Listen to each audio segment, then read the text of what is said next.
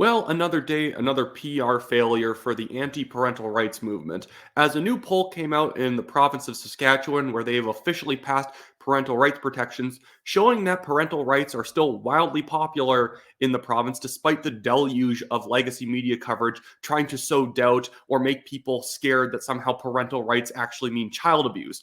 It's completely ridiculous. Everyone knows that parents like their kids, and no one who is an abuser cares about the parental rights movement. Someone who's abusing a child was not waiting for the parental rights movement in order to start doing so. The parental rights movement is obviously anti abuse, and much of the concern of parents is about the fact that they don't like the idea that certain people in schools were not wanting there to be full transparency of what goes on in the classroom with their kids.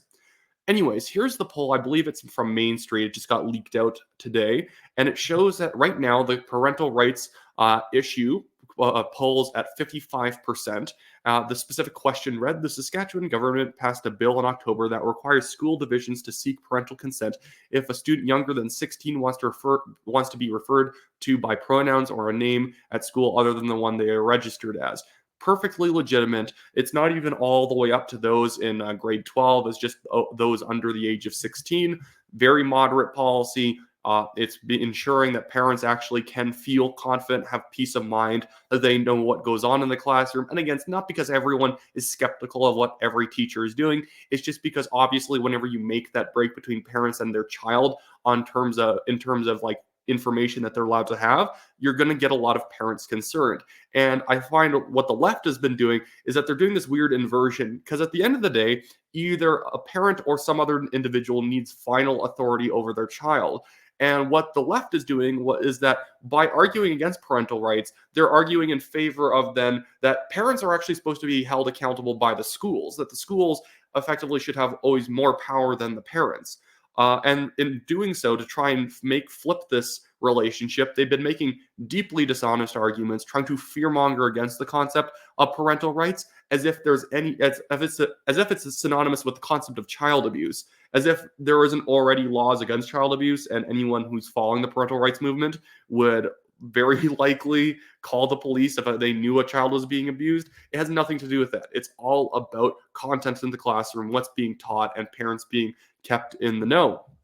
But although some people have pointed out on social media that this 55% number that the parental rights movement has achieved in Saskatchewan is down from what it was a few months ago. What I would point out is one, each polling company has a slightly different polling method, so each of them is going to have a little bit of a different outcome on these issues. And also remember that this 55% result is after months of the media fear mongering. It is crazy that it's held up this well.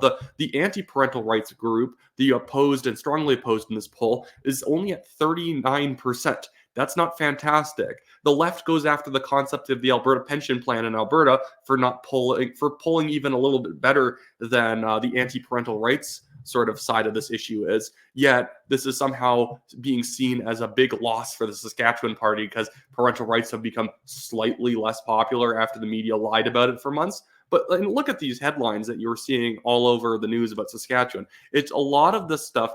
Although some of the headlines are a little bit more neutral, when you read the article's content, it's all about quoting supposed experts and advocates that are claiming that this law could be deeply dangerous based on fringe hypotheticals that will never really happen in real life. But you get these article headlines for CBC, Regina Leader Post, Star Phoenix, Global News, as well as I forget. I can't see the top one because my recording bar is blocking it. But the Calgary Herald, Regina Leader Post again. There's tons of articles coming out basically saying, for telling people that if you're a good person, if you sympathize with the LGBTQ community, you must want to defeat this parental rights bill.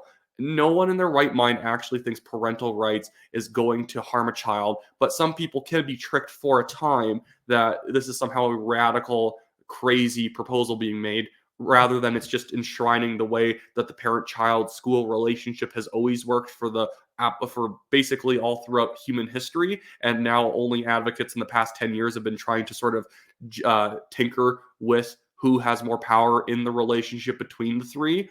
So this isn't bad at all. And I guarantee over the next 4 or 5 months, if they repoll this issue, it's going to probably bounce back with a lot more people in favor of parental rights, realizing the sky didn't fall when they made sure that parents have transparency around the classroom involving what their kid identifies as and being able to stay informed. Again, the creepiest notion in the world is that another adult gets to have secrets with your kids about, their gender and sexual identity at school. That's a bit odd. I'm not accusing anyone specific of anything. It's more so that you just don't create this strange barrier between a child and their parent where they sort of have one kind of, adult child relationship with one individual at school, and then they have another one with their own parents at home. It's just not appropriate, and everyone knows that parents should be always kept in the authority position over their child. You don't start kind of messing with that dynamic and trying to do this power sharing, authority sharing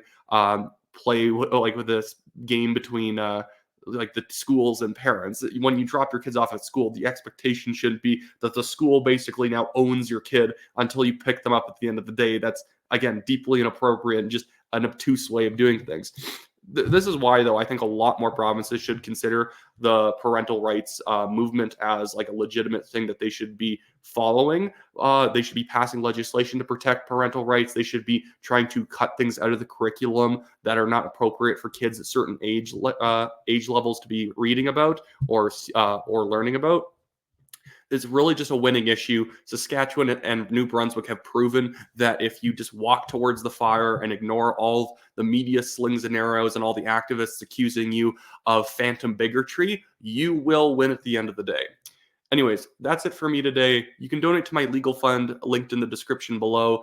I'm, again, fighting a billionaire in court. I'm winning it. It's just a stupid defamation case. If you work in independent media long enough and you do a good job, you'll eventually have a bunch of random lawsuits thrown at you for nonsense by people with way too much money on their hands to do that sort of a thing.